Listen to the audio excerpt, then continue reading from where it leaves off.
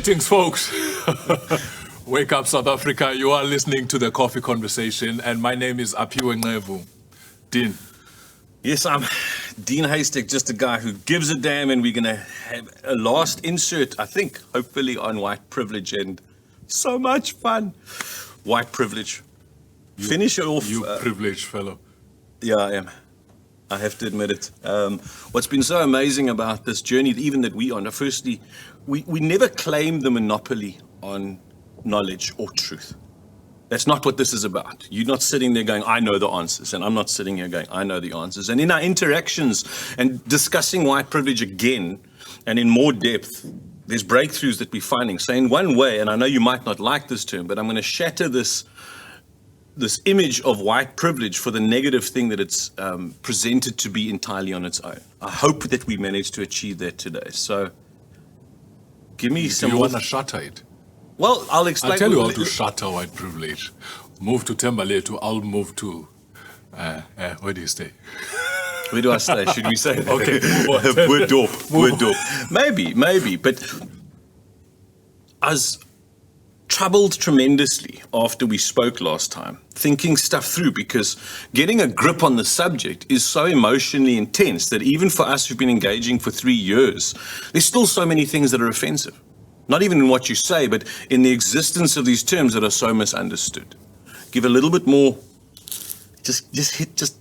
Okay, I'll just ask, you mentioned offense. Yeah. You mentioned there are many things that are offensive. And I do perceive that there's a lot of offense that I'm bringing your way when I'm pointing out that there is a thing called white privilege. Even if I'm not saying you have it, but just because you are white. And, okay, we can go far with this because... Well, let me just say this. I want to acknowledge to you now, I am white and I do have privilege. Amen. Amen. Okay, why are you offended? Why is the idea offensive when it's mentioned? Why is your knee-jerk offense and wanting to defend the position? Because if you can get past that, then you will be liberated. I think you're 100% right. That's the right question that I think as a white person I had to ask myself. Why does it offend me so much when the term white privilege is used? I think there's a number of reasons. Number one, the first one is that so often when it's used in the form of an attack. And when you are attacked, the natural thing to do is to defend yourself. And I think that's the danger of the attack, the accusation of white privilege. If it's an argument, I can deal with it. And that's what we've been working through, the argument of it. And it's helped me tremendously. And so the attack shuts you down from even realizing the reality of white privilege. Yeah. Because you are being attacked for it. When somebody attacks me with it, what they're saying is, shut up, you don't have a voice. And because of that, I go...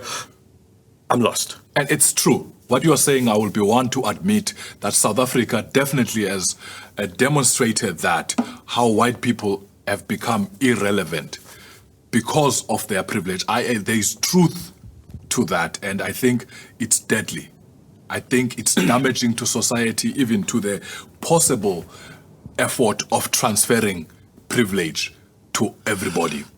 Transferring privilege to everybody. We're breaking through stuff. I mean, you so often have joked with me and said, there's your white fragility. And again, knee-jerk, defend. What are you talking about, my white fragility?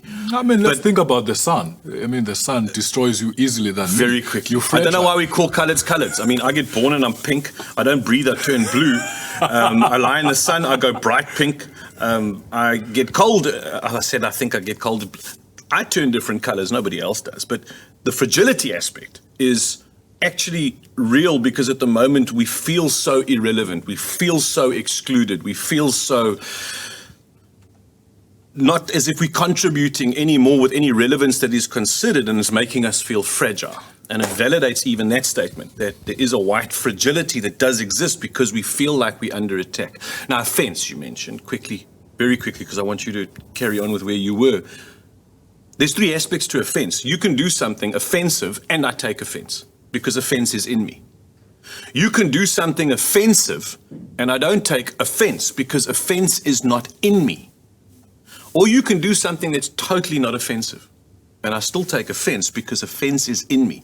Offense is actually something that is primarily in you, and it's actually registered by the level of maturity that you manage to handle. And I don't think that I've been very mature in the initial engagements of this discussion of white privilege. And all the whites are sitting out there going, "You're such a dog, you're selling us out." But no, let us finish. We're actually going to get to a point.